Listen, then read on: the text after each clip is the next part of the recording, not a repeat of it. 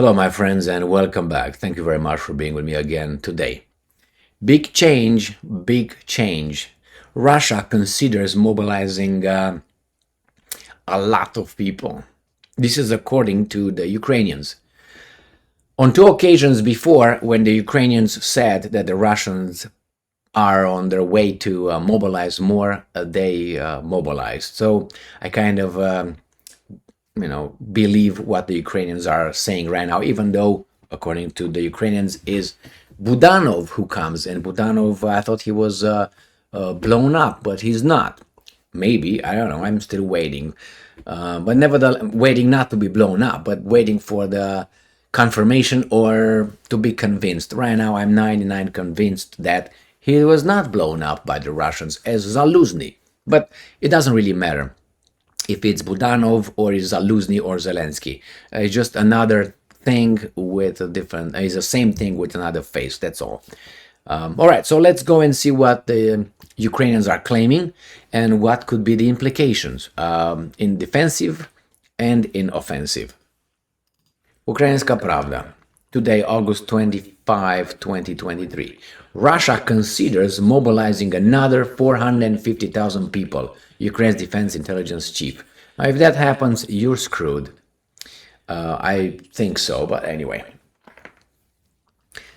Let's go down and see. Russia has not suspended mobilization and is considering the possibility of conscripting an additional 450,000 people, Kirill Budanov, chief of defense intelligence of Ukraine, has said. Budanov, in an interview with Krim, Rally Crimea, reality is a project by Free Europe, Radio Liberty. When I was living in Romania, in a communist country, the adults, and I listened to that as a child, just to say, oh, I listen to Radio Liberty, Free Europe. These guys are funded by some American governmental institutions. You go and check them out, the same as Voice of America. So I said, what the hell? Okay. Now, I'm quoting, now they are considering the option of conscripting an additional 450,000, although this issue has not yet been fully resolved. Budanov emphasized that mobilization in the Russian Federation has not stopped. Last autumn, they conscripted about 350,000 Russians, but covered mobilization continues all the time, and currently 20,000 to 22,000 people are called up every month.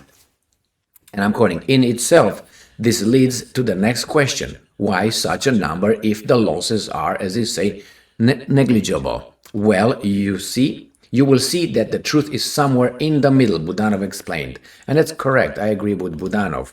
The truth is in the middle, because you can use those guys as defensive or the knockout strike. For instance, when you are fighting and you are exhausted, you're thinking of, you're not going to be like, you think of one. So you get all the energy in one blow and you release it.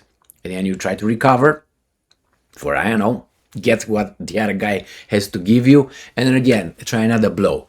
But maybe the Russians right now think that they got a breakthrough somewhere, which they do in Kupiansk, and they think, well, if we mobilize this, we can use them in the offensive in Kupiansk and possibly in the defense in Zaporozhye. That's why it's in the middle.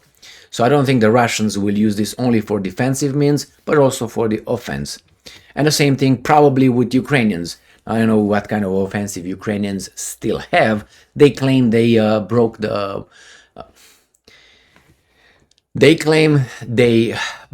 first line of defense of the Russian troops. Why now?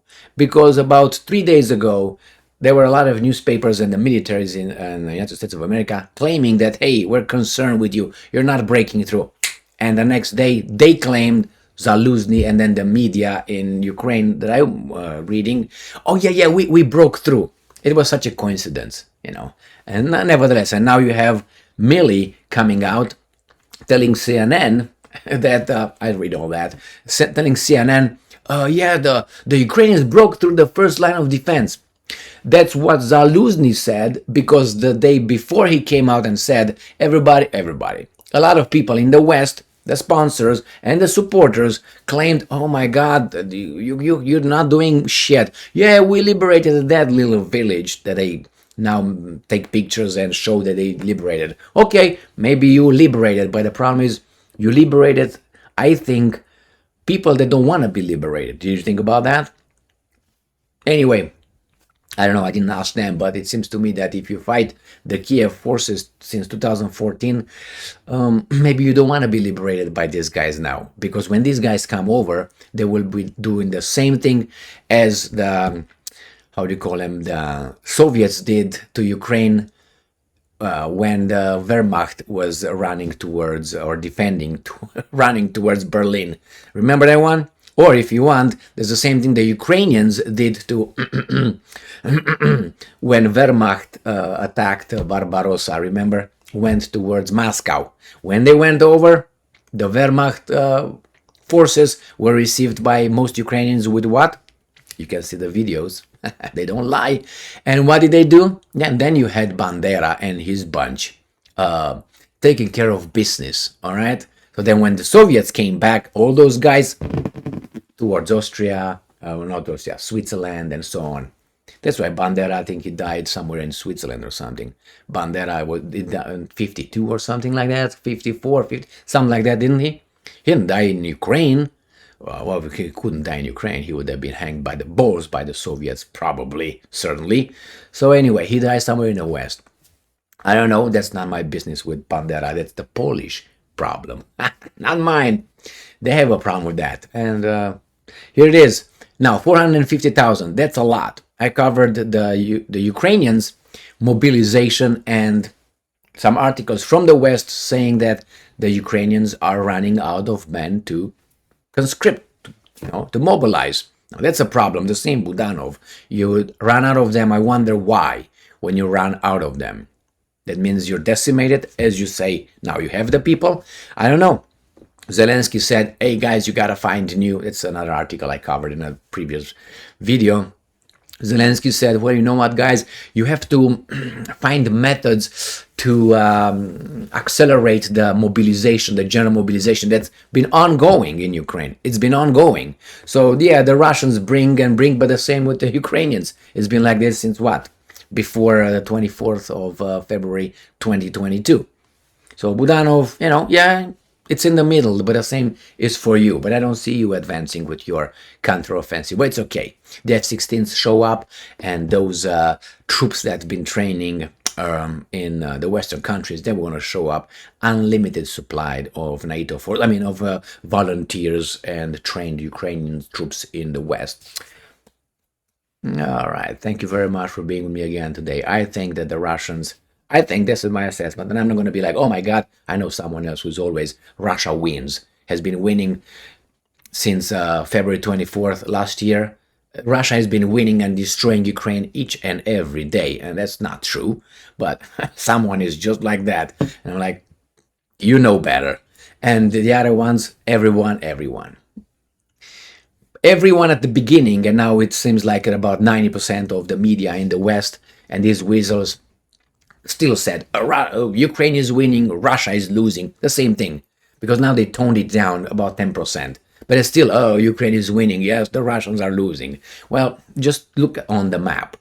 That's the easiest way. Look on the map and remember, as I said many times, you get a piece of paper and a pen and you write down today, the 25th of August 2023, like a little investigation.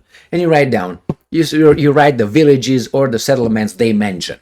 And you say, who's attacking, supposedly. And then the next day, you look again, the next day, or you look again, and you see what other settlements they talk about. And by looking at the settlements, you just look over the map and see which way the front is moving, east or west. And therefore you find out who the hell is doing what. But look at the names of the villages. They mention, the Russians attack this or the Russians attack, and see if that moves westward. That means they're advancing. If the Ukrainians say they attack, and the front moves westward, the Russians are, So just look at it. That's the easiest way for this. They all lie. It's a war. They lie more than in regular times, okay? Because it's more at stake right now for some. Thank you very much for being with me again today. Stay strong, stay smart, look for the truth, and be just.